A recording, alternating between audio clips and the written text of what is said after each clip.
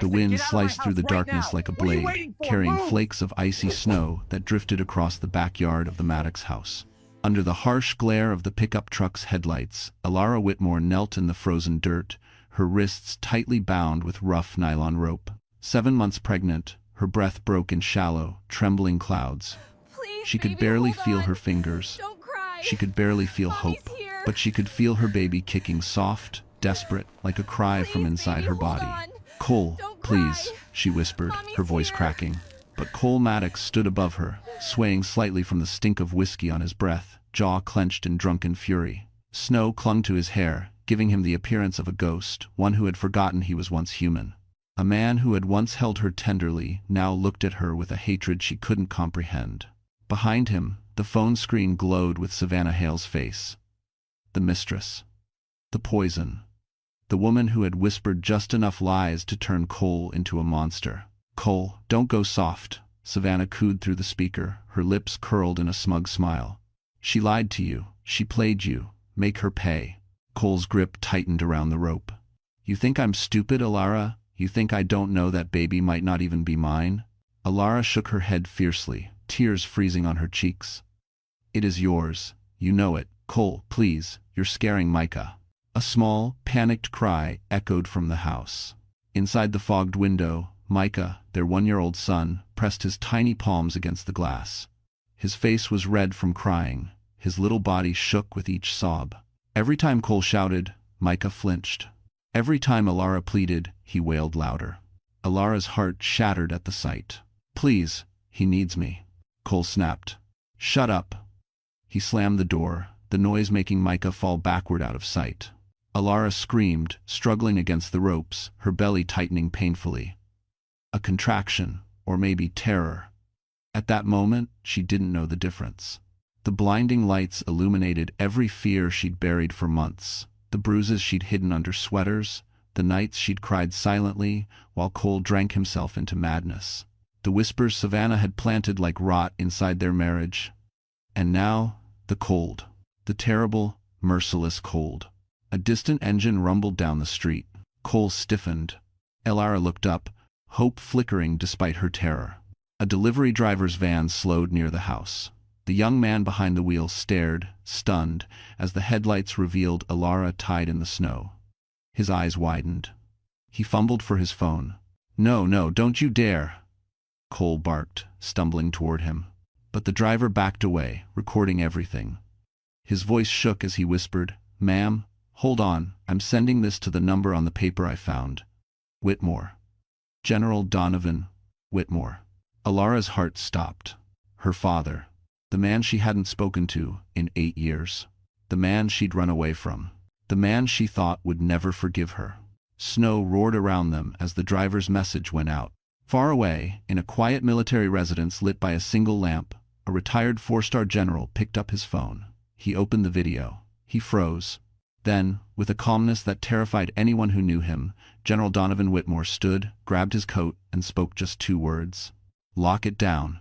And at that moment, Cole Maddox had no idea his night of cruelty had just awakened hell itself.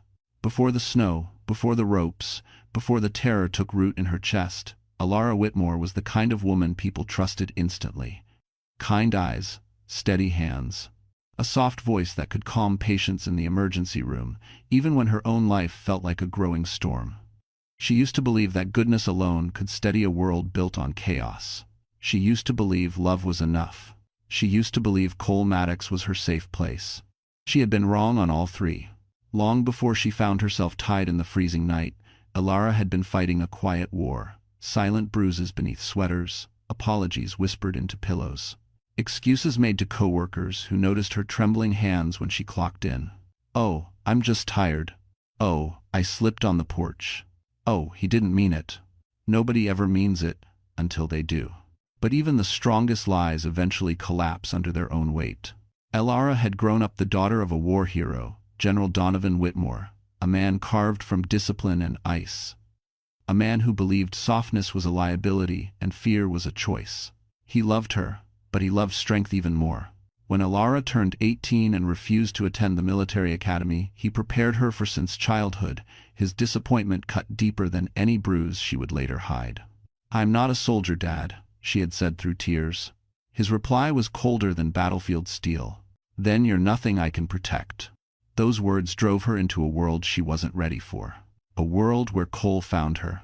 He had been charming back then, handsome, attentive, endlessly reassuring, a former Marine with a tragic past and a smile that convinced her he needed her. She fell in love with the man he pretended to be, not the wounded creature he truly was. When he held her, she felt seen. When he kissed her, she felt chosen. When he whispered, "You're my home," she believed him. People forget that manipulation doesn't always look like violence at first. Sometimes it looks like affection, protection, devotion. Until little by little, those gestures sharpen into something else. It started with jealousy, then suspicion, then isolation. By the time Alara realized she was trapped, she was pregnant with Micah and too financially tangled to walk away. Cole controlled the accounts. The car, the house, her schedule, the friends she once had stopped calling. Cole made sure of that. "You don't need them," he told her. "You have me." But she did need someone, she just didn't know who anymore. Then one day, during a rare quiet afternoon, she found a prenatal pamphlet tucked into her coat pocket. It wasn't hers. On the back, in tiny handwriting, someone had scribbled, "If you need help, ask for Rowan." She didn't know who Rowan was. She didn't know how the note got there. But she kept it. Buried it. Hid it like a lifeline she wasn't ready to use. And then Micah was born. He was warmth in human form. A tiny heartbeat that made every bruise worth surviving. A reason to endure the chaos for one more day. Even as Cole's temper worsened. Even as Savannah slithered into their lives. Even as Alara realized the man she once loved was slowly becoming the nightmare she feared most. She stayed for Micah. She endured for Micah. She breathed for Micah. And as the rope dug into her frozen wrists hours earlier, her son's cries slicing through the night, one truth echoed in her mind, stronger than fear. "I will survive this."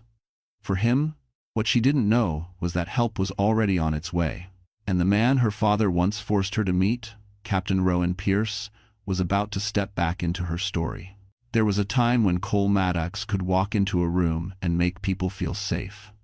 His Marine uniform fit him like armor, his medals catching the light as if they were proof he had been forged in something noble. Back then, he was steady, controlled, a man who believed in duty, honor, and the quiet dignity of sacrifice. But somewhere between the sandstorms overseas and the shadows in his own mind, something inside him cracked, and what leaked out was darker than anyone could have predicted.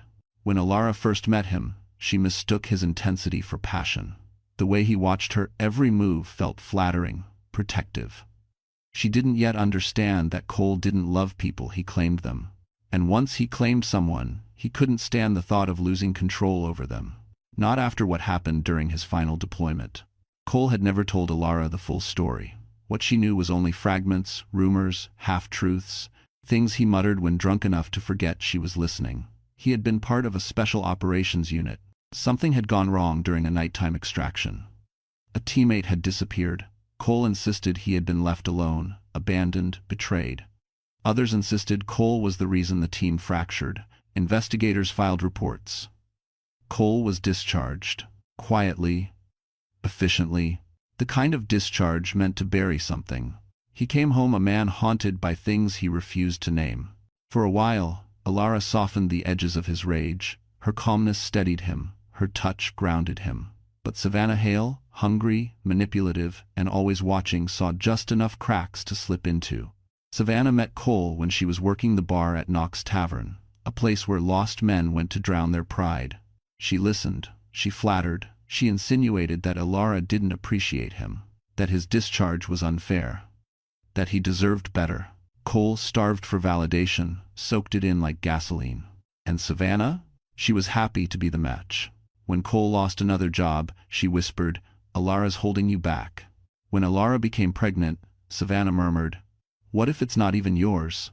When Micah was born, she sneered, "She replaced you. That's why you feel empty."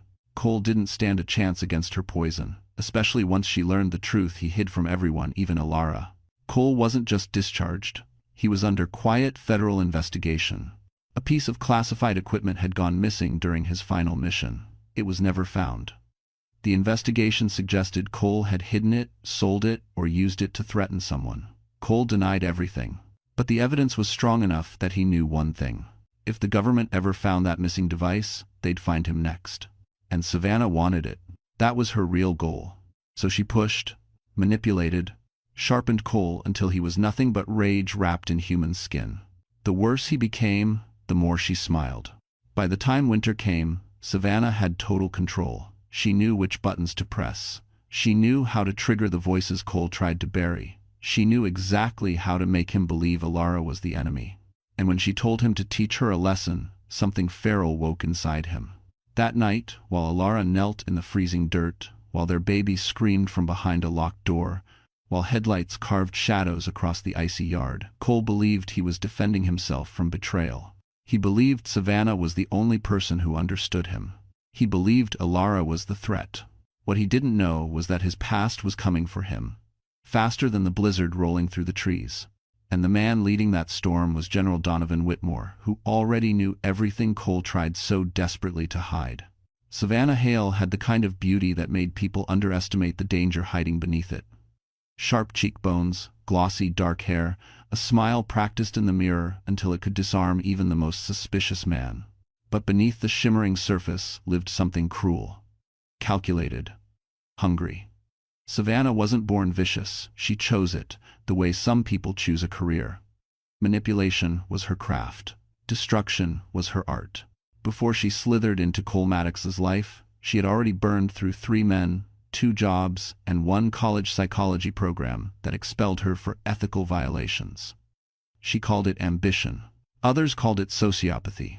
Either way, Savannah learned early that if she wanted power, she had to take it from someone softer than she was. Cole was perfect for that. When she met him at Knox Tavern, she immediately noticed the signs: an unstable man searching for something to anchor himself to. Someone who hated himself just enough to worship the first person who fed his ego. Someone desperate for validation. Savannah didn't see trauma, she saw opportunity. She started small: free drinks, casual touches on his arm, whispers like poisoned honey. You deserve more. She doesn't appreciate you. You're not the one who's broken, she is. Cole fell fast. But it wasn't love. It was dependency. A leash disguised as affection. Savannah wrapped it tighter. She learned everything about Alara: where she worked, when she worked, her pregnancy appointments, her strained relationship with her father. Savannah followed her once, sitting 2 tables behind her at a coffee shop, watching her laugh softly as she read a medical handbook. Savannah hated her instantly.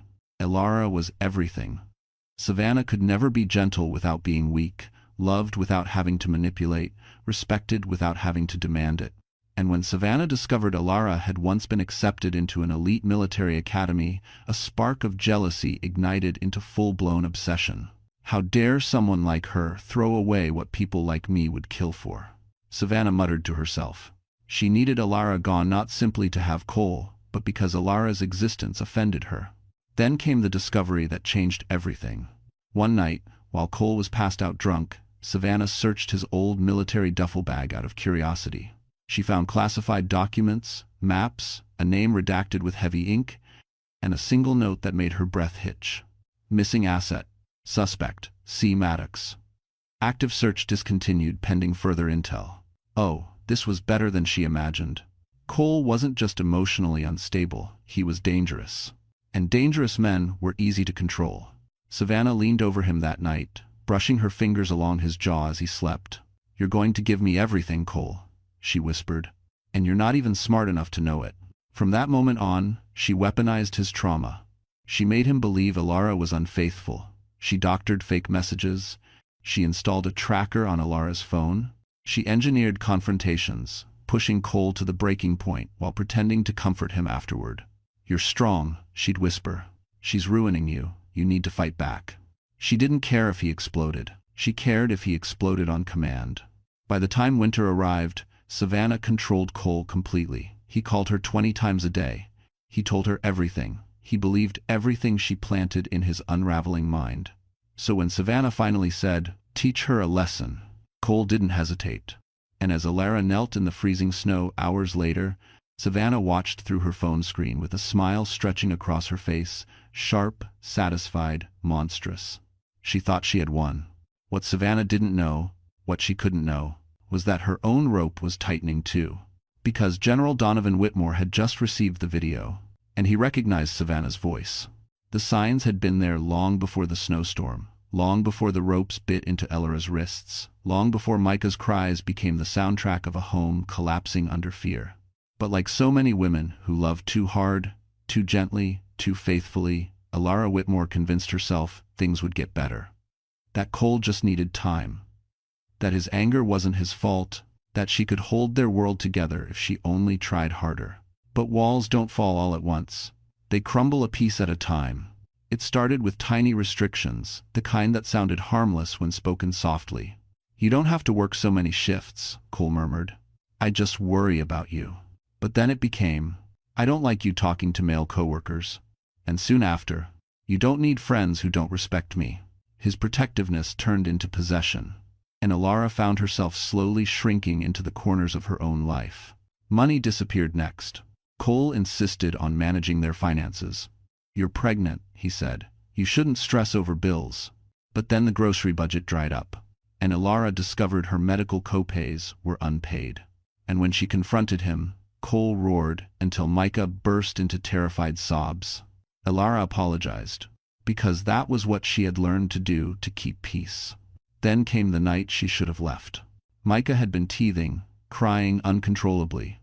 Ellara, exhausted after a double shift, rocked him gently while Cole paced the living room like a caged wolf. "I can't take it," he growled. "He's a baby," Ellara whispered. Cole snapped, shoving a lamp off the table so hard it shattered. Micah screamed. Ellara hugged him desperately. Cole stormed out into the night. The next morning, Savannah called Elara's phone. Smirking, mocking. "Rough night? Cole told me all about how overwhelmed you are. Shame you can't handle a child." Ellara hung up, shaking, heart pounding. But the damage had been done. Savannah had her hooks in deep.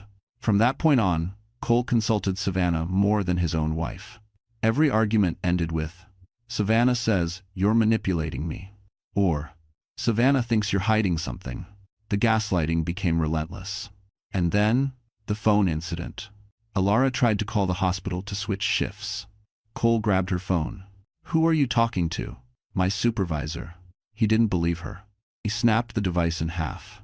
Micah watched the entire thing, trembling. Elara's heart broke that night. Not for herself, but for her son, for the innocence he was losing one scream at a time. Still, she stayed. Because she remembered the gentle Cole. The man who had kissed her forehead the day she told him she was pregnant. The man who painted the nursery light blue and built the crib with his bare hands. The man who once whispered, "I'm going to be better than my father." But the man she loved was buried under rage, and Savannah was the one holding the shovel. The breaking point came quietly. Ellara scheduled a prenatal checkup. A simple appointment. Cole insisted on driving her, claiming he wanted to protect his family. But halfway there, he confronted her with a poisonous suspicion Savannah planted. "Are you meeting someone?" "No." "Don't lie." "Cole, please." He turned the car around, locked her inside the house, took her keys. That night, Ellara realized something terrifying. She was no longer safe. And Micah wasn't either. She planned to leave after payday. She had a bag hidden in the laundry room. A plan. A sliver of hope. But she waited one day too long. Because Savannah decided the moment had come to push Cole past the point of no return. And the next snowfall would bring Ellara to her knees. Outside, in the cold, with ropes around her wrists. Snow had already begun dusting the ground when Savannah Hale decided it was time to end whatever fragile pieces of Elara's life were left. She didn't announce it. She didn't plan a dramatic reveal. She simply woke up that morning, looked in the mirror, and whispered to herself with a satisfied smirk, "Tonight." Because cruelty didn't need a reason, only timing. And Savannah believed she controlled the clock. By late afternoon, Cole was already simmering. Savannah had spent the whole day feeding his paranoia. She was texting someone. "I think she's hiding money from you. Cole, you have to act before she destroys you." It didn't matter that none of it was true. Cole believed anything that drowned out the voice in his head telling him he was the problem. Ellara felt the storm building long before she heard the first shout. Micah sensed it too, clinging to her leg as she prepared a simple dinner of pasta and leftover chicken. His tiny fingers dug into her sweatpants as if he were trying to anchor himself to her. His whimpers were barely audible, but they tore through her chest. "It's okay, baby," she whispered, kissing the top of his head. "Mommy's here." But safety was already slipping through the cracks. The front door slammed hard enough to rattle the picture frames. Cole stumbled in, reeking of bourbon and resentment. His eyes were bloodshot, wild, the kind of eyes that didn't see family, only threats. "Where were you today?" he demanded. "The hospital," Alara replied carefully. "I picked up an extra shift, Cole. Please, you knew this." "You're lying." Micah whimpered and buried his face against her leg. Alara touched his curls gently. "Please lower your voice," she whispered. Cole stepped forward, looming over her. "Who were you really with?" "Cole, stop," she pleaded, trying to keep her voice calm. "You're scaring Micah." "I don't care." The shout hit Micah like a physical blow. He screamed, trembling violently as he pressed himself into Alara. Her arms instinctively wrapped around him, shielding his tiny body. "Cole, please," she cried. "He's just a baby." Then he should learn to listen. Alara felt something fracture inside her, not fear, but a quiet, dawning certainty that tonight would not end like the others. This wasn't just anger. This wasn't stress. Something darker had lodged itself in Cole's soul, and Savannah had handed him the shovel to bury them all. Savannah's name flashed across Cole's phone. He answered instantly. "She's lying again," Savannah said, her voice dripping with victorious venom. "I can hear it." "Alara?" Cole snapped. "Say something." Alara's throat closed. She couldn't speak. Savannah chuckled through the speaker. "Oh, she's scared." "Good. You need to show her who's in control." "Savannah, stop," Alara whispered. "Please, please stop doing this." But Savannah only cooed. "Cole, do what we talked about." Those words flipped a switch inside him. Cole lunged. He tore Micah from Alara's arms, shoving the baby into his playpen. Micah screamed until his little face turned purple. Alara tried to reach him, but Cole grabbed her by the wrist hard and dragged her toward the back door. "Cole, no," she cried, stumbling as he yanked her into the bitter cold. "Cole, I'm pregnant, please." "That's what you deserve," he growled, pulling her through the snow. The wind howled. The cold bit deep. Micah screamed behind the glass, tiny palms smacking the window. Cole shoved her into the backyard. Savannah's voice purred. "Do it, Cole. She needs to learn." Alara's knees hit the frozen ground. The rope tightened around her wrists. And in that moment, with the snow swallowing her breath, with Micah's cries echoing through the night, with Savannah urging Cole toward madness, Alara finally understood. This wasn't survival anymore. This was war. The cold wrapped around Alara Whitmore like a second set of ropes, numbing her fingers, stiffening her joints, stealing the warmth from her body one breath at a time. The snow beneath her knees had melted just enough to freeze again, trapping her in a shallow indentation of ice. Every inhale burned her lungs. Every exhale came out ragged, desperate. Her swollen belly tightened painfully, a warning she couldn't ignore. But nothing tore at her more than the sound behind the glass. Micah was screaming. His tiny hands slapped the window in frantic bursts. Thud, thud, thud, each strike weaker than the last. His red cheeks streaked with tears. His curls plastered to his forehead, his mouth open in silent agony between sobs. He didn't understand what was happening. He only understood one thing. His mother needed him, and he couldn't reach her. "Please," Alara gasped, her voice barely audible. "Cole, he's terrified. Let me hold him. Please." Cole Maddox stood near the porch, breathing heavily, pacing like a man whose mind had split into pieces too sharp to handle. Whiskey fumes drifted off him, mixing with the metallic scent of snow and engine oil. His jaw clenched and unclenched, a tic she had learned to fear. "She needs to stop lying," Cole muttered, staring at the ground, then up at the night sky, then at Alara, never settling long enough to see the damage he was causing. "She needs to learn." On the phone speaker, still glowing in his palm, Savannah's voice slithered into the air. "You're doing great, Cole," she crooned. "Don't let up. If you give her mercy, she'll take everything from you." Alara felt her stomach twist painfully. Another contraction, sharp, blinding. She clenched her teeth, suppressing a scream. "Cole," she whispered, panic rising. "The baby. Something's wrong. He didn't look at her. He didn't even flinch. Instead, he kicked the snow at his feet and snarled at the sky. Why does everyone try to control me? Why does everyone think they can leave me? Savannah's tone sharpened.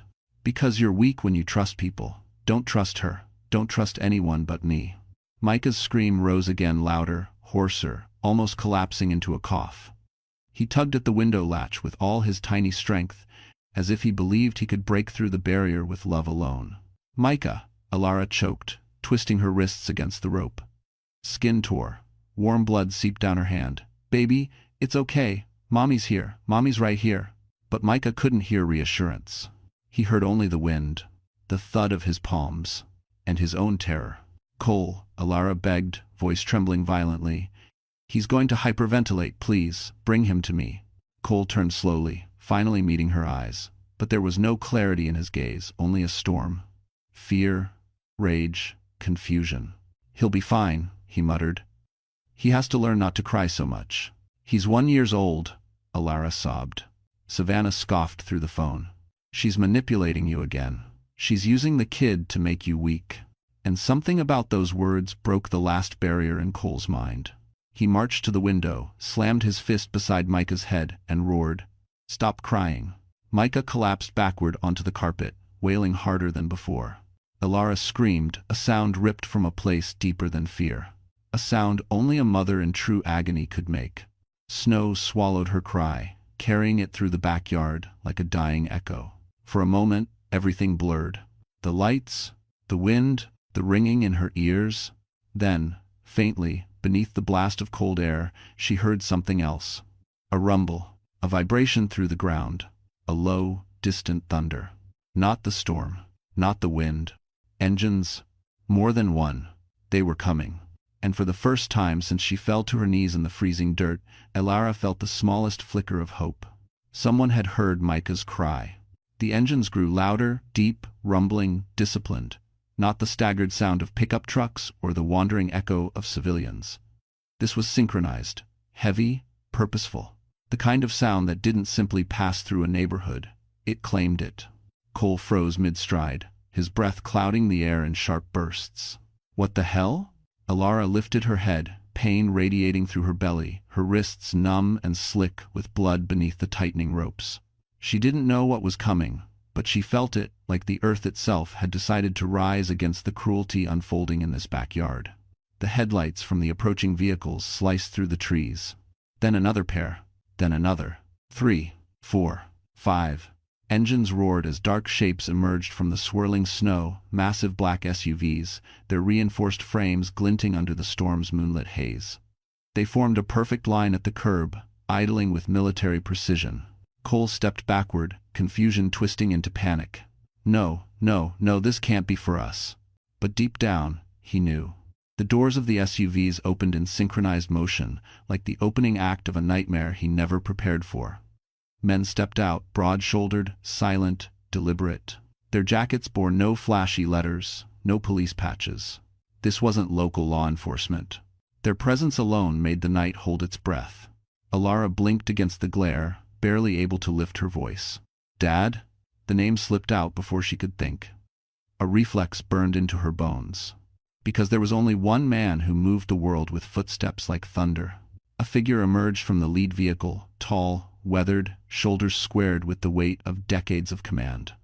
General Donovan Whitmore didn't shout. He didn't rush. He walked with terrifying calm, every step radiating authority that could shatter nations. And for the first time that night, Cole Maddox looked afraid. "General Whitmore?" he stammered. No, this isn't." Donovan didn't look at him. His eyes, gray, cold, merciless, locked directly on Alara. And in that single moment, the storm paused. The wind softened. Even the snowflakes seemed suspended midair, unwilling to interrupt what was happening. "Get her free," Donovan commanded, voice low and lethal. 2 operatives rushed past him, boots crunching in the frost. They knelt beside Alara, their gloved hands gentle as they cut the ropes. One draped a thermal blanket around her shoulders, while the other checked her pulse, muttering into a radio. "She's hypothermic, pulse unstable, possible preterm labor." Alara winced, curling protectively around her stomach. "Micah," she whispered. Please, my baby, he's inside, he's so scared. Donovan turned sharply toward the house. Get the boy. His men didn't wait for clarification. They moved in formation toward the door, splitting into tactical positions as if raiding a battlefield compound. Cole stumbled backward, hands raised. Hey, stop, you can't break into my house like that. You can't just… You endangered a pregnant woman and a child, Donovan said without raising his voice. You forfeited your rights 10 minutes ago. The words hit harder than any shout could. 2 agents broke the door open. Micah's sobs burst into the night, raw and desperate. Mama, Mama, Alara cried out, trying to rise despite the numbness in her legs. Her entire body trembled with instinctive yearning. An operative emerged from the house carrying Micah, wrapped in a fleece blanket. The boy was shaking violently, his cheeks blotchy, his breath hiccuping between sobs. When he saw Alara, he reached out with both tiny arms. Mama. Alara's heart nearly gave out. Donovan himself stepped forward, lifting Micah from the operative's arms and placing him gently into Alara's. The baby buried his face against her chest, clinging with every ounce of strength he had left. You're safe, Donovan murmured to them both. No one will touch either of you again. Behind him, the operatives closed in around Cole. And for the first time, Cole realized the truth.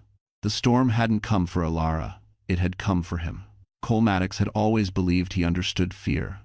He'd seen it in war zones, in the eyes of men who realized they were seconds away from dying, in the broken sobs of civilians caught between bullets and sand. Fear had always given him power. It made others small, predictable, easy to control. But the fear he felt now standing in the blue wash of tactical headlights, surrounded by silent operatives, was different. This fear made him small. The backyard that had moments ago felt like his domain now felt like an execution ground. Snow churned beneath boots, radios crackled with clipped, disciplined voices. General Donovan Whitmore's presence radiated such command that even the wind seemed to step aside. Cole stumbled backward, holding his hands up. I didn't mean for things to go this far. She was lying to me. She pushed me. Donovan didn't even look at him. Instead, he wrapped an arm around Alara's shoulders as medics guided her toward the heated interior of an SUV. Micah clung to her, tiny fingers curled into the fabric of her blanket. Alara's teeth chattered uncontrollably. Whether from the cold or the trauma, Donovan couldn't tell. But he knew one thing.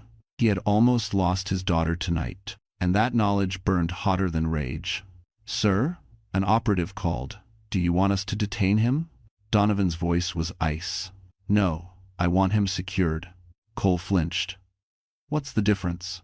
But before anyone answered, he bolted. He dashed toward the side gate, slipping in the snow, lungs rasping with panic. He didn't think he reacted the same way he had during missions gone wrong.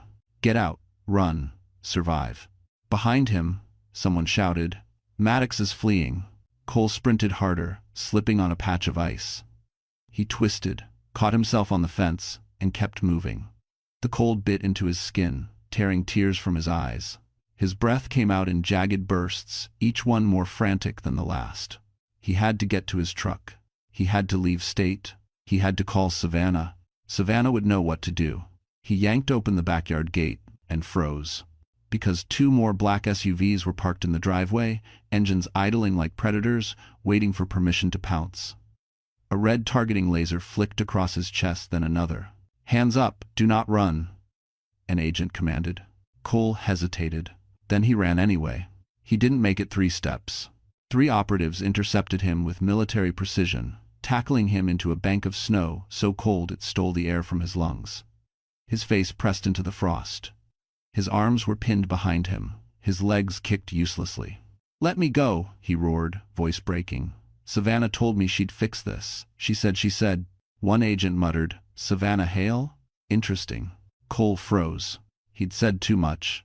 Back at the main SUV, Alara heard the commotion and turned her head weakly. Micah was still pressed against her, tiny body shuddering in aftershocks of fear. She stroked his back, her hands trembling. Mama's okay, she whispered. Mama's right here. Donovan stepped beside her, gaze fixed on Cole's flailing form. He won't touch either of you again, he said quietly. This ends tonight. A medic checked Alara's vitals. She needs warmth and monitoring immediately. Blood pressure is unstable. She may be contracting. Donovan exhaled, slowly controlled, but furious beneath the surface. Move now. We leave in 60 seconds. Cole, pinned to the snow, screamed after them. You can't take her. She's my wife. She's my family. Donovan finally turned his head, eyes cold steel. No, he said. She stopped being your family the moment you tied her in the cold. Cole lunged again, but the agents pressed him harder. The SUV's door closed. The engines revved, and as the convoy began to pull away, Alara saw Cole one last time through the tinted window. Thrashing, screaming, shrinking. A man who finally understood the fear he had forced onto others. The interior of the lead SUV hummed with low, steady heat, a stark contrast to the brutal cold outside. Alara Whitmore sat wrapped in a thick thermal blanket, her teeth chattering, her skin pale beneath the faint emergency lights that illuminated the cabin. Micah was cradled against her chest, his tiny fists clinging to her collar as if afraid she might disappear again. His sobs had finally softened into exhausted hiccups, but the tremors running through his small body told the truth. The fear hadn't left him. A medic knelt beside them, pressing a warm compress to Alara's arms. She's bordering on stage 2 hypothermia, he said quietly. Keep her awake, keep the heater high.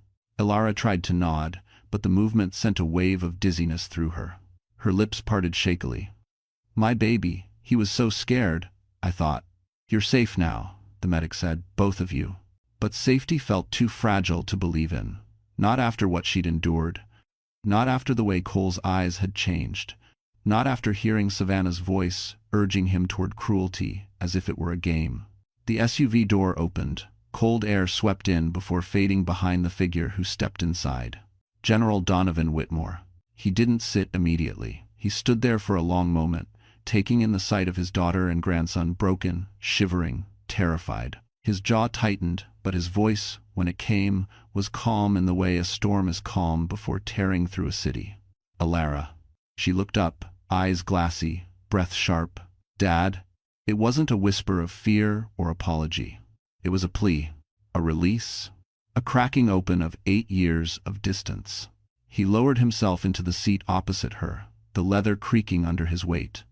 He reached out a gloved hand, hesitated, then rested it gently atop Micah's back. He looks like you, Donovan murmured, voice roughened by emotion he rarely allowed himself to show. Alara let out a breath she didn't know she'd been holding. He's strong. He tried so hard to get to me. Donovan's eyes hardened. He shouldn't have had to. Outside, operatives loaded equipment, monitored Cole's detainment, formed a protective perimeter around the convoy. Their movements were precise, silent, efficient soldiers trained not for war tonight, but for saving a life that should never have needed saving. The driver leaned back. Sir, we're ready. Donovan gave a curt nod. Move. The SUV surged forward, tires crunching over fresh snow. Through the tinted window, the backyard grew smaller, Cole pinned face down in the white frost, operatives towering over him, red and blue strobes reflecting across a man who had finally lost control of everything he tried to dominate.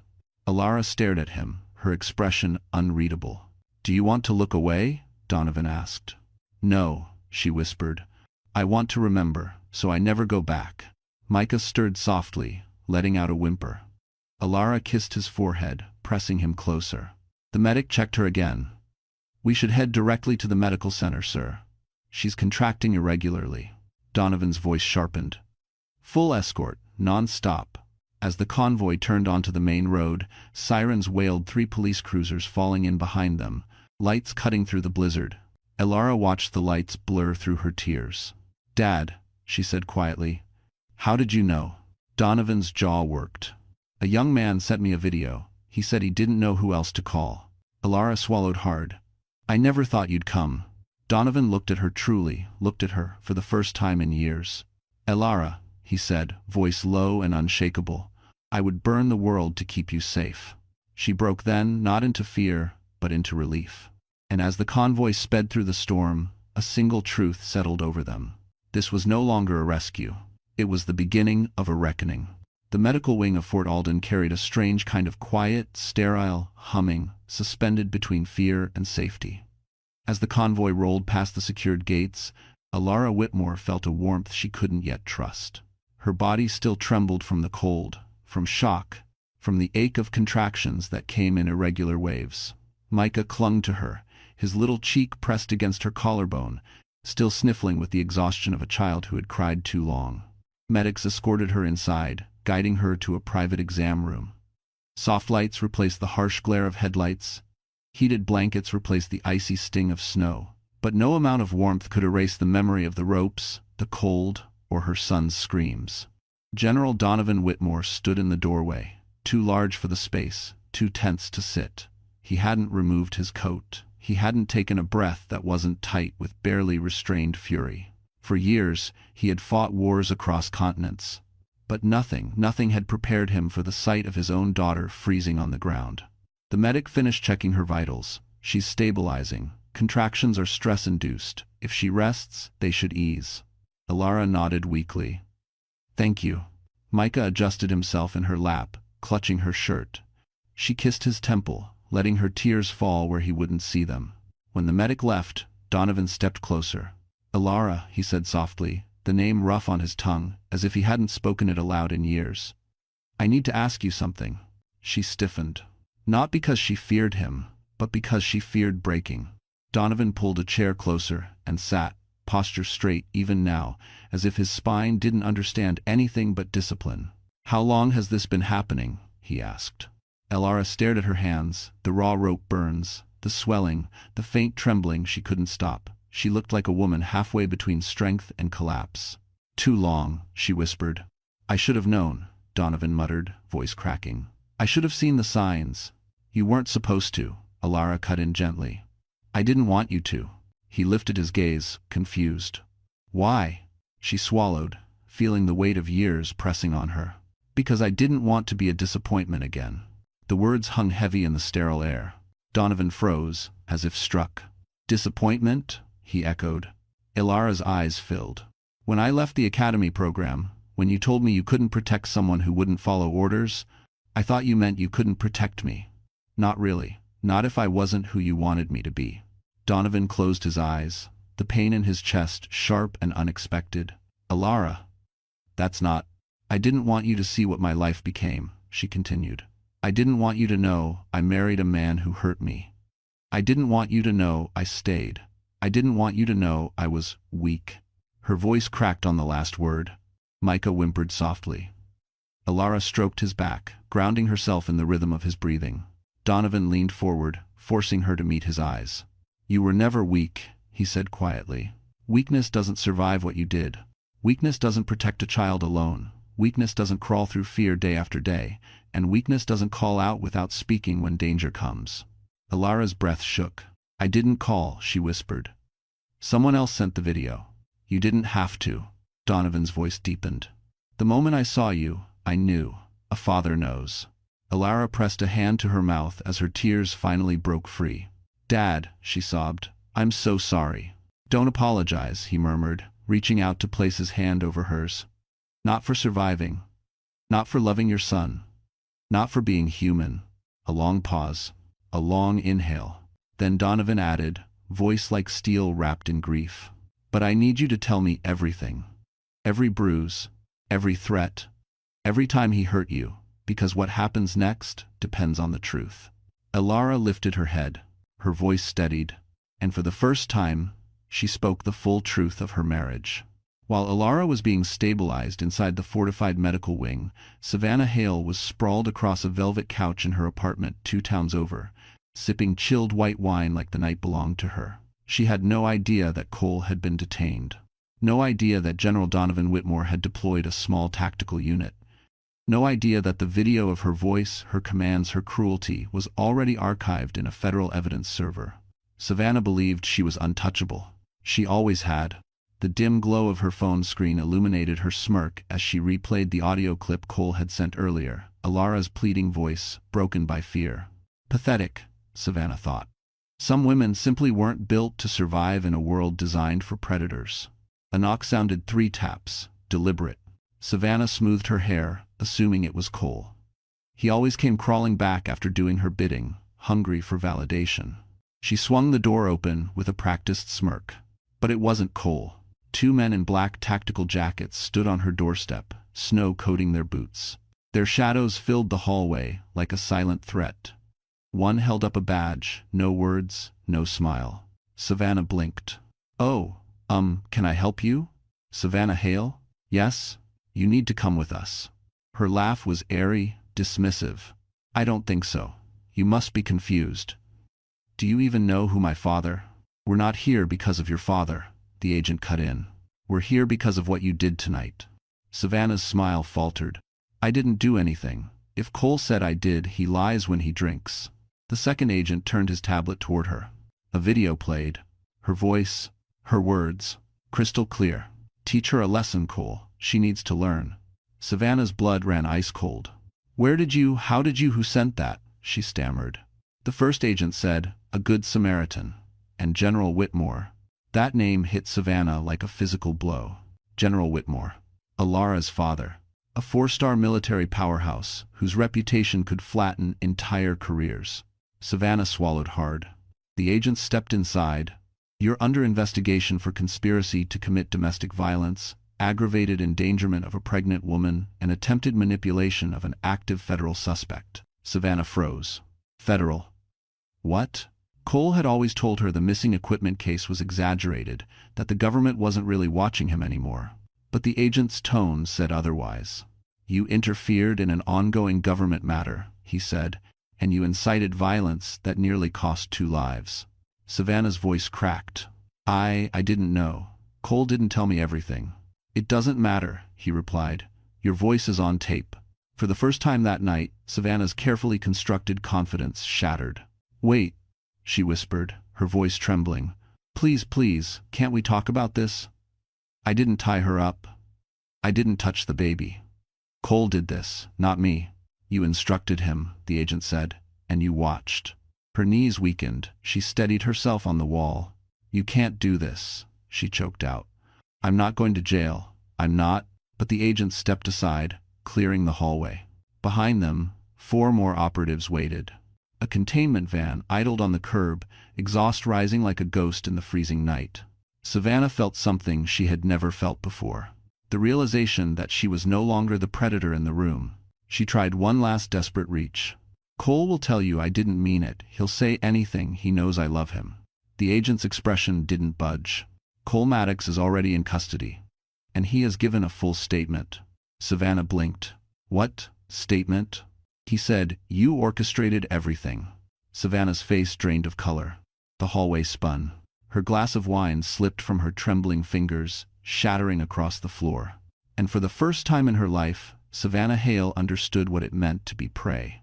Cole Maddox sat in the frigid holding room of Fort Alden's secondary detention wing, his wrists secured behind him, his breath steaming in uneven bursts. The walls weren't painted with intimidation, they didn't need to be. Their quiet, surgical coldness reminded Cole he was no longer the one in control. No more shouting, no more threats, no more Savannah whispering poison into his ear. Just silence. And the slow, dawning realization that every lie he told was caving in at once. 2 military investigators entered the room. Not police, not local detectives. These were men trained to interrogate soldiers who knew how to hide the truth. Men who had seen what people like Cole created in the dark. One of them set down a folder, thick with documents. The other clicked on a recording device. "Cole Maddox," the first investigator began. "You are being questioned under federal authority regarding the assault of a pregnant woman, the endangerment of a minor, and your involvement in a classified missing equipment case. Do you understand?" Cole swallowed, his throat dry. "I want to talk to Savannah." The second investigator raised an eyebrow. "Savannah Hale is in custody." Cole's eyes widened. "Custody? For what? She didn't do anything." The investigator opened the folder. Inside were printed transcripts, screenshots, and still frames from the video the delivery driver had taken. Audio logs, phone call recordings. Savannah's voice, Cole's actions. "Mr. Maddox," the investigator said, "we have everything." Cole's breathing quickened. "No, you don't know how she pushed me, how she manipulated me, how she lied to me about Alara." "We know," the investigator said calmly, "but that does not absolve you of your decisions." Cole's hands shook against the cuffs. Savannah planned this. She said, Alara was cheating, that the baby wasn't mine. Did you believe her? Yes. Did Alara ever give you a reason not to trust her? No. The silence that followed was a scalpel. The second investigator leaned forward. Mr. Maddox, you tied your pregnant wife in sub-freezing temperatures. You left your 1-year-old son screaming behind a locked door. You refused medical care, and you acted under the encouragement of a woman who has been manipulating you for months. She said she loved me, Cole muttered, voice cracking. The investigator didn't blink. And did you love her? Cole's face twisted. Not with affection, but with humiliation. With the realization that he had been used. She promised she'd fix everything, he whispered. She said she'd protect me. The investigator clicked a remote. A video appeared on the wall monitor. Savannah in her apartment, moments before arrest. Laughing, drinking, talking about Alara as if the woman she condemned were disposable. Then the knock at her door. Then the panic. Then the moment she said, Cole lies when he drinks. I didn't tell him to do anything. Cole stared at the screen as his veins turned to ice. She said that? Yes. She told you I did everything? Yes. She blamed it all on Emmy? Both investigators remained silent. They didn't need to answer. Cole collapsed backward in his chair, breath shaking, face pale. She used me, he whispered. She used me. And she left me to burn. One investigator finally spoke. Your willingness to cooperate may influence sentencing. Cole blinked. What do you want from me? The truth. And for the first time, Cole gave it. He told them about Savannah's manipulation, about the lies she fed him, about the missing classified device she obsessed over, about how she pushed him closer and closer to violence. Every word cracked his voice. Every admission carved deeper into the ruin of the man he used to be. When he finished, he slumped forward, defeated. What happens now? He whispered. The investigator paused before answering.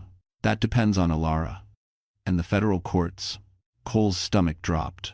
Because for the first time in his life, his fate belonged entirely to the woman he had tried to destroy. Savannah Hale had always believed she could talk her way out of anything. She'd manipulated professors, employers, lovers. She'd convinced Cole Maddox, a grown man, a former Marine, to doubt his own wife, his own child, even his own sanity. She thought she could bend reality itself if she smiled pretty enough and lied beautifully enough. But in the stark interrogation room of Fort Alden, beauty meant nothing. No velvet pillows. No dim lights. No flattering angles. Just fluorescent bulbs and 2 federal agents who looked like they had interrogated far more terrifying people than a scheming young woman with a talent for destruction. Savannah sat stiffly in the metal chair, wrists cuffed, her breath shallow. She wore no makeup now. No jewelry. Just a gray detention jumpsuit that stripped her of everything she used to weaponize. Across from her sat Investigator Hartman, silent, flipping through a thick binder, each page a piece of evidence tied to her. But Savannah still clung to arrogance, like a drowning woman clings to debris. I didn't hurt anyone, she said quickly. Cole is unstable. I only tried to help him. If he twisted my words... The investigator finally looked up. We have your words on record. He pressed a button on the tablet. Savannah's voice filled the room. Teach her a lesson, Cole. She needs to learn. Savannah flinched. That's out of context. Another recording played. If she cries, it means she knows she's wrong. Keep going. Savannah's pulse spiked. That's not what I meant. He was venting. I was calming him down. Another one. Don't let her run. Don't let her win. You have to control her, Cole. Savannah swallowed hard. Her excuses collapsed like dying embers. You incited violence, Hartman said calmly, repeatedly, deliberately. I didn't tie her up, Savannah snapped, panic bleeding into her voice. You told him to, the agent replied. Savannah exhaled sharply, gripping the edge of the table. You don't understand. Cole was dangerous. I was scared of him too. I just said things to keep him calm. Hartman tapped the folder. If you were scared of Cole Maddox, why did you encourage him to isolate his wife? Why did you visit him privately? Why did you call him over 30 times the day of the assault? Savannah's lip trembled anger, not fear. I was controlling him, she hissed. You don't know what he's capable of. You think I wanted to be on his bad side? A small, humorless smile crossed Hartman's face. Miss Hale, you weren't afraid of him, you were using him. Savannah's chest tightened. You manipulated a mentally unstable man into acting as your weapon, he continued. And you did so while knowing he was tied to an unresolved federal investigation. Savannah blinked rapidly. I didn't know that part. You did, Hartman said, sliding a document toward her. This handwritten note was found in your apartment. You knew about the missing equipment.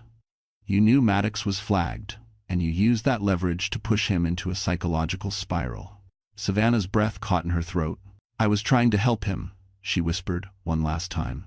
Hartman shut the folder. You were trying to control him, and in doing so you nearly killed a pregnant woman and her child. The room fell silent. Then the door opened. General Donovan Whitmore stepped inside. Savannah froze, every ounce of confidence evaporating. She had seen powerful men before, manipulated them even, but nothing prepared her for the quiet wrath radiating from Donovan. His voice was calm, sharp, measured, deadly. Savannah Hale, he said, your actions endangered my daughter and grandson, and you will answer for every second of their suffering. Savannah's throat burned as her voice cracked. I didn't mean... You meant every word, Donovan replied, and now you face the consequences. Her breath trembled. Because in Donovan Whitmore's eyes, she saw no mercy. Only judgment. The quiet of the medical room had shifted. It was no longer the fragile silence of fear, but the charged stillness of a woman preparing to reclaim her life. Elara Whitmore sat propped against a stack of pillows, Micah asleep against her chest, his warm breath brushing her collarbone in tiny, rhythmic puffs. His eyelashes were still clumped from tears. His fingers still curled tight, as if holding her was the only way he could believe she was real. General Donovan Whitmore sat beside the bed, not as the legendary commander the world feared, but as a father, one wrestling with guilt and a kind of helpless anger he wasn't used to feeling. Elara, he said gently, you don't have to tell me everything tonight. No, she whispered, tonight is exactly when I need to tell it.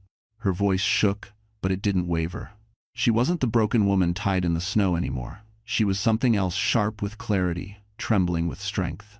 And Donovan knew the story she was about to tell would decide how far he would go to secure justice. She took a breath, steadying herself.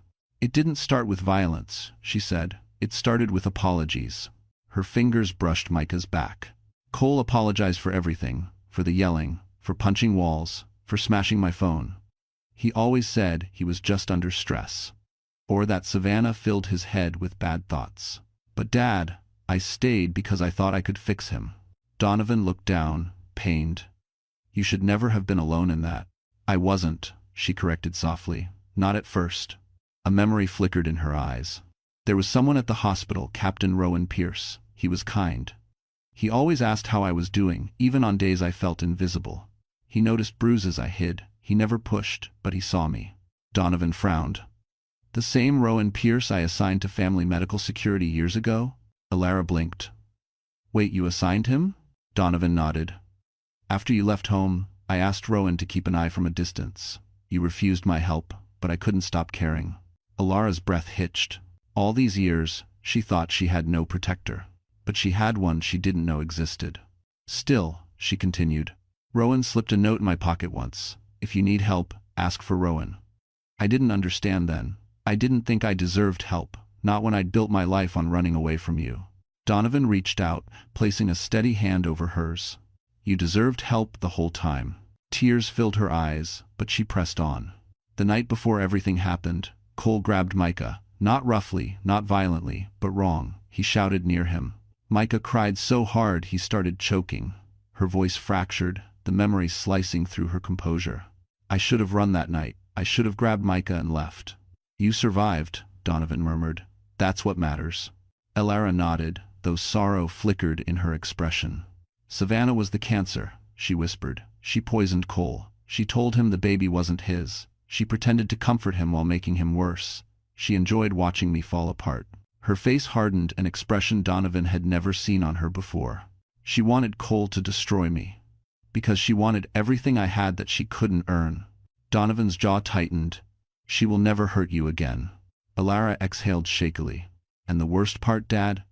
Her voice dropped. Cole believed her. He believed Savannah over his own wife, over the mother of his child. He let her steer him into darkness, and he followed. She looked up, meeting Donovan's steel-gray eyes. "I want justice," she said. "Not revenge, justice."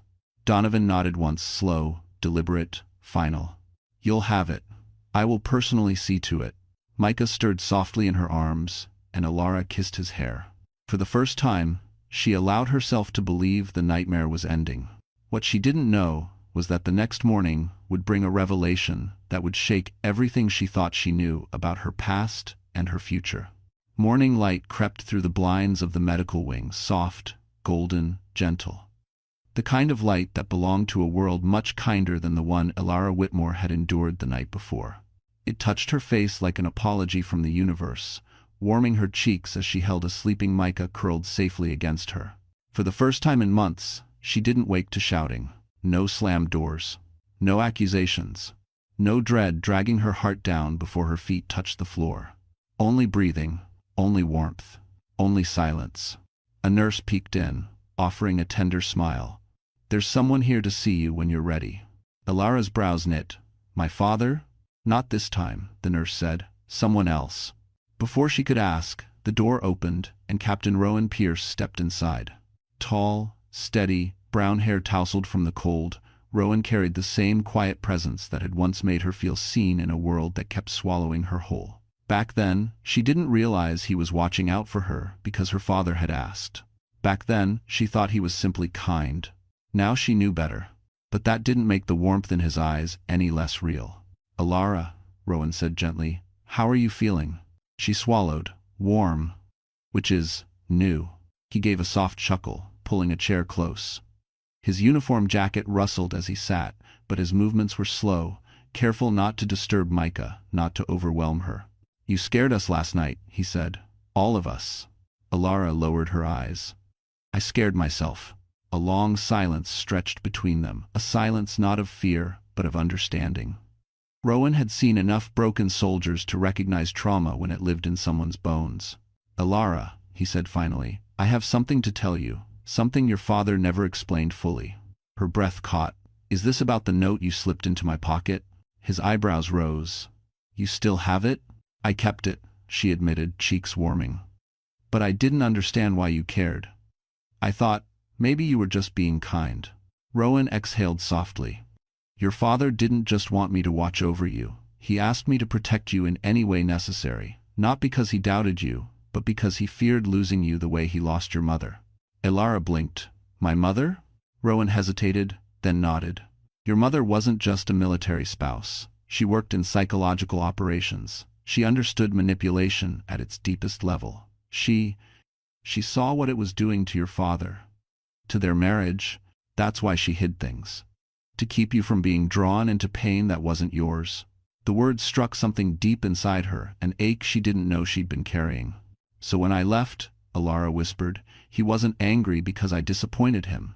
He was afraid." "Terrified," Rowan murmured. "He never stopped caring, not for a second." A tear slid down her cheek. She wiped it quickly. "All this time, I thought I was unworthy of love, that I didn't deserve protection, that the way Cole treated me was what I earned." Rowan's expression sharpened, pained. "Alara, nothing that happened to you was your fault." Micah stirred, stretching a tiny hand toward Rowan. Rowan hesitated, then carefully let the little fingers wrap around his. "Alara," he said softly, "I need to be honest with you. When I saw you last night, frozen, shaking, holding on with everything you had, it broke something in me. Not because I pity you, but because—" He paused, breath unsteady. "Because I care, more than I should, more than I've allowed myself to." Alara's heart fluttered a feeling she didn't recognize at first. Not fear. Not shame. Something gentler. Hope. "Rowan," she breathed. "You don't have to say anything," he added quickly. "Not now. Not while you're healing. I just needed you to know you're not alone. Not anymore." Alara brushed her thumb across Micah's hair, her son safe, warm, loved. For the first time in years, she allowed herself to imagine a future. But neither of them knew that outside the medical wing, Donovan Whitmore was preparing to reveal a truth that would change everything Alara believed about her past, and the family she thought she had lost forever. The courtroom wasn't grand, no marble pillars, no high ceilings, but it carried a weight that made even seasoned officers straighten their spines. It was the internal tribunal chamber of Fort Alden, a place where military truths were stripped bare and consequences sharpened themselves into sentences. Today, the room felt carved from ice. Today, Alara Whitmore would confront the shadows that had nearly stolen her life. She entered quietly, Micah asleep in Rowan's arms just outside the door, guarded by a medic. General Donovan Whitmore walked beside her, steady and silent, radiating a controlled fury that made every soldier in the corridor step aside. Inside, Cole Maddox sat at the defense table, cuffed, slumped, hollow-eyed. He looked nothing like the man who used to tower over her with threats. His face was drawn tight with sleeplessness, his fingers trembling. Without Savannah feeding him fantasies, he seemed small, terrifyingly small. A man built on delusion, now drowning in reality. Savannah Hale was seated farther away, her wrists shackled, her hair a tangled mess. The cold arrogance she once wore like perfume had evaporated. She kept her eyes fixed on the table, jaw clenching over her own rage. Alara didn't look at either of them. She took her place at the witness stand, her hands steady, scarred but strong. Donovan sat directly behind her, a silent wall of protection. Rowan slipped into a seat along the back wall, close enough to intervene if needed, far enough to respect her space. The tribunal judge entered. "Miss Whitmore," she said, "please recount the events leading to your rescue." Alara inhaled. For a moment, the memories pulled at her like undertow, Micah screaming, the ropes cutting into her wrists, Cole's rage twisting in the cold air. She steadied herself, grounding her thoughts in her son's heartbeat, in the warmth of the blankets, in the knowledge that she was alive. Her voice did not shake.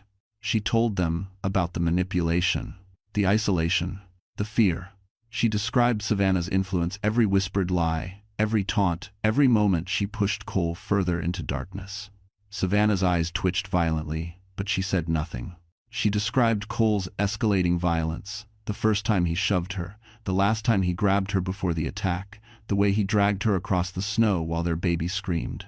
Cole flinched as though each word struck him. When she reached the moment he tied her in the freezing cold, her voice softened, but it didn't break. "I thought I was dying," she said, "and I thought Micah would grow up thinking I abandoned him." Rowan closed his eyes, jaw clenched. Donovan's fists tightened at his sides. The judge glanced at Cole. "Mr. Maddox, do you dispute her testimony?" Cole's voice cracked. Savannah told me," she said. "Alara was cheating," she said. "The baby wasn't mine," she said. Savannah leaned forward, furious. "Don't you put this on me, you did this, you." The judge slammed her gavel. "Enough." Cole's head fell into his hands. Savannah's face twisted with panic. The judge turned to Alara. "Is there anything you wish this court to know before we render judgment?" Alara nodded, inhaling slowly. "Yes," she said. "There were moments when I blamed myself for their actions, moments I thought I wasn't strong enough, or good enough, or deserving enough to be treated with dignity. But I understand now, abuse is not love, and manipulation is not loyalty. And my son deserves a future without fear." Her voice sharpened, steady as a blade. "And so do I." A murmur rippled through the room. Cole lifted his head, red-eyed. "Alara, please, I didn't mean—" She didn't look at him, not out of hatred, out of freedom. Savannah hissed under her breath. "You ruined everything." But the judge silenced her. Based on testimony, evidence, and recorded admissions, the judge concluded, "This tribunal will deliver its verdict tomorrow morning." The gavel struck. Alara exhaled, shoulders sagging not in defeat but in release. Donovan stood first, offering his hand. Rowan approached next, Micah in his arms, sleeping peacefully. And as Alara gathered her child into her embrace, she realized something powerful. The courtroom had not judged her. It had witnessed her rise. The next morning arrived with a heaviness that settled into every corner of Fort Alden. Soldiers moved with sharpened urgency, voices lowered, eyes carrying the weight of what was about to unfold. A verdict wasn't merely a legal decision here. It was a reckoning. Alara Whitmore walked beside her father toward the tribunal chamber, Micah held securely against her chest. His small fingers curled into her shirt, warm and trusting, as if he sensed this was the final step toward safety. Rowan Pierce followed a few steps behind, close enough for support, far enough to give her space. His presence was steady, grounding. Alara drew strength from it. Inside the chamber, murmurs died instantly as she entered. Cole Maddox sat hunched at his table, cuffs clinking softly with every tremor of his hands. He looked worse than the day before, eyes bloodshot, face pale, shoulders collapsed inward. Without Savannah, he had nothing left to hide behind. He looked like a man, watching the ruins of his life pile around him. Savannah Hale sat stiffer, jaw locked, hatred simmering under her skin. Her beauty, once her most powerful weapon, had withered under the fluorescent lights. Today, she looked like a cornered animal, not a woman accustomed to winning. The judge entered. Everyone rose. Everyone sat. Court is now in session for sentencing. Alara did not look at Cole. She did not look at Savannah. She looked only at Micah, her future. The judge began with Cole. Mr. Maddox, this tribunal has carefully reviewed the evidence, testimony, recordings, and psychological evaluations. She paused, eyes fixed on him. Your actions demonstrate severe instability, aggravated violence, and conscious disregard for the lives of your wife and child. Cole swallowed hard, eyes shining with tears he tried to hide. You are hereby sentenced to... He closed his eyes.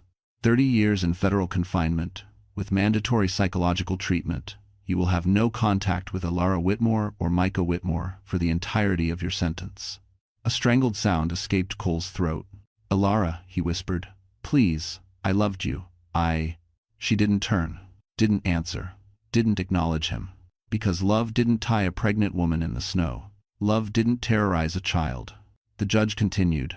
Additionally, Mr. Maddox, you will remain under federal scrutiny for your involvement in the missing equipment case. Should further evidence arise, your sentence may extend. Cole slumped, trembling.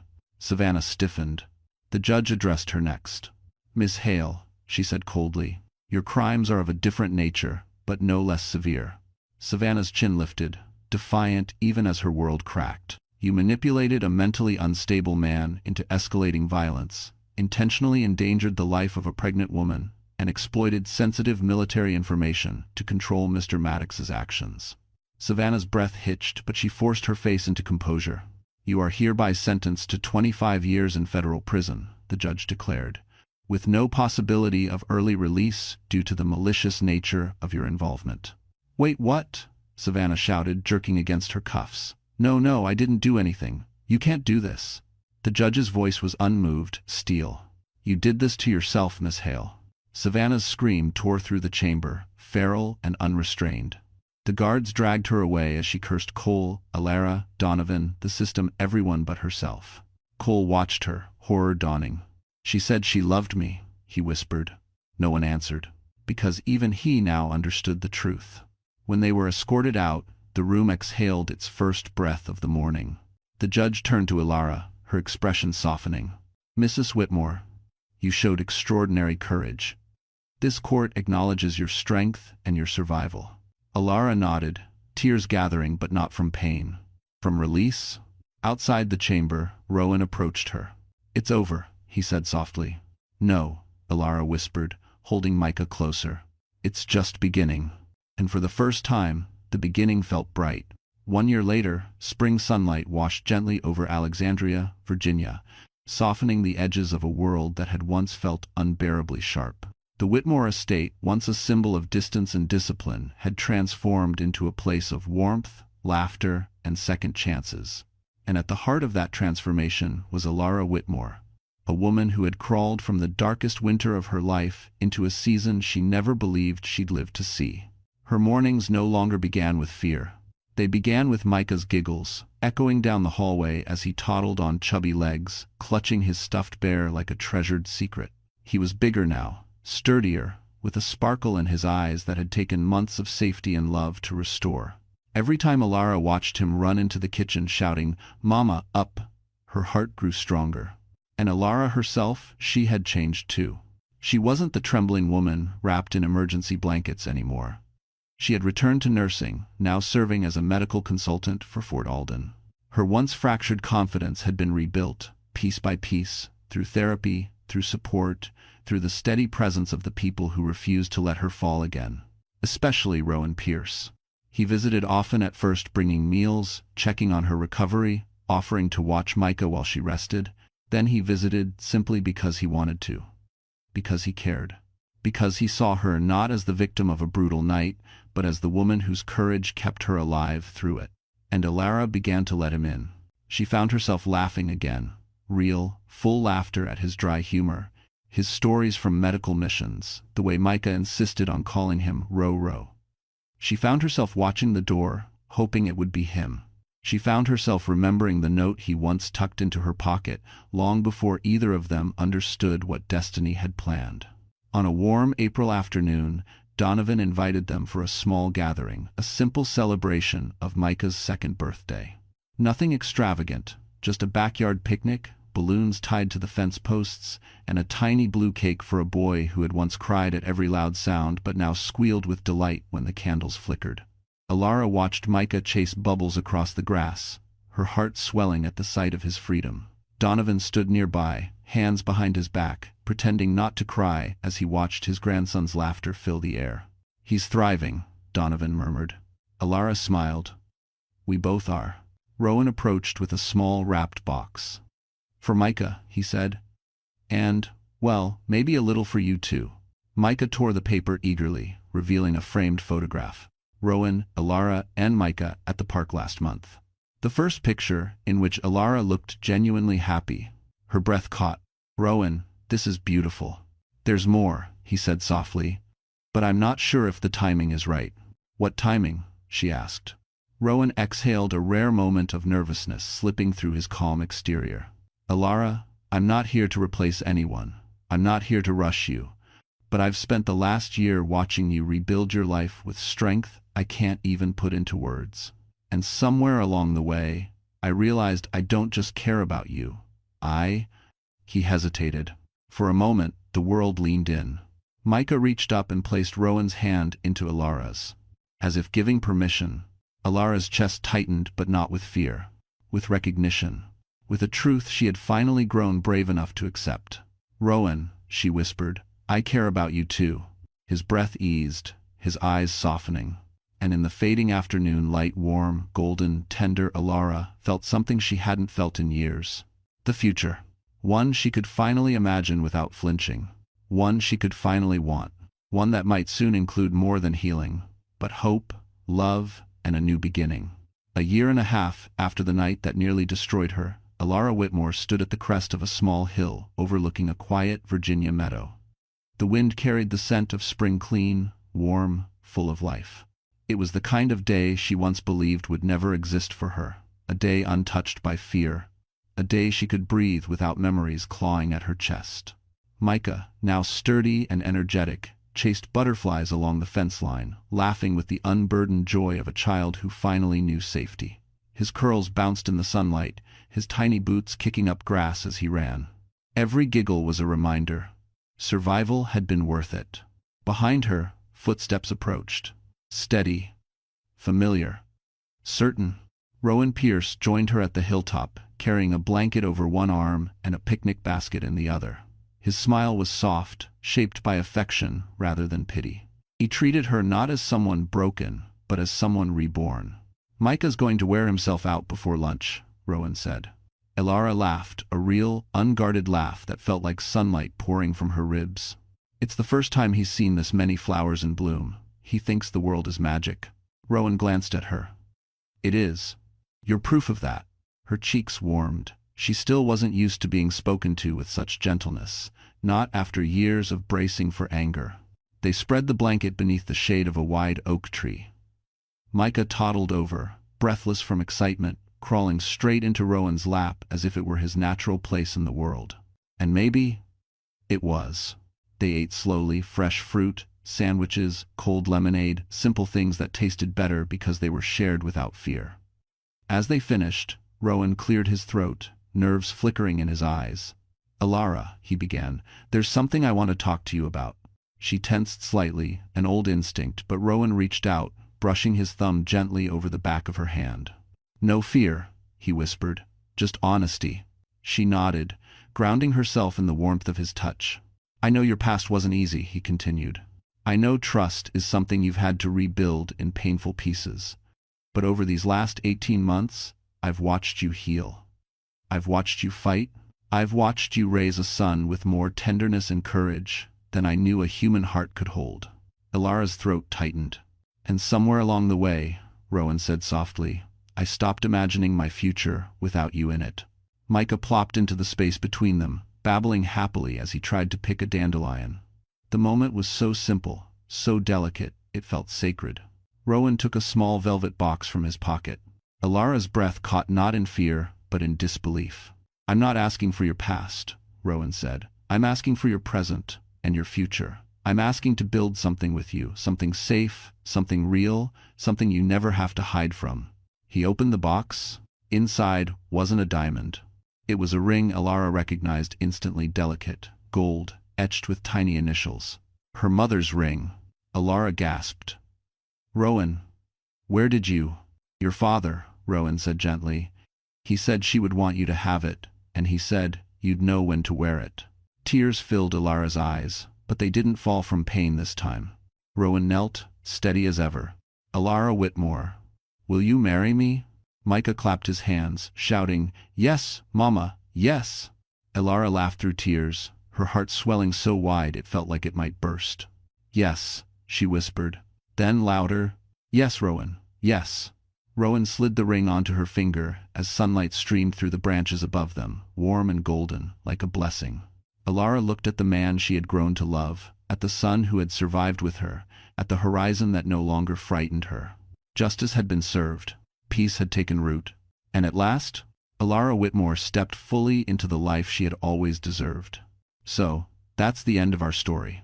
And if you're still here, still watching, still breathing in the last moments with us, then something in this journey must have touched your heart in a quiet, honest way. Maybe you saw a piece of yourself in Ilara's fear, or her strength, or the way she rebuilt her life one trembling breath at a time. You know, the Stoic philosopher Marcus Aurelius once wrote, "The obstacle is the way." And that's exactly what Ilara lived. The pain didn't break her, it shaped her. It led her to a new beginning she never thought she deserved. Epictetus also said, "You are stronger than the things that hurt you." And maybe you needed to hear that today.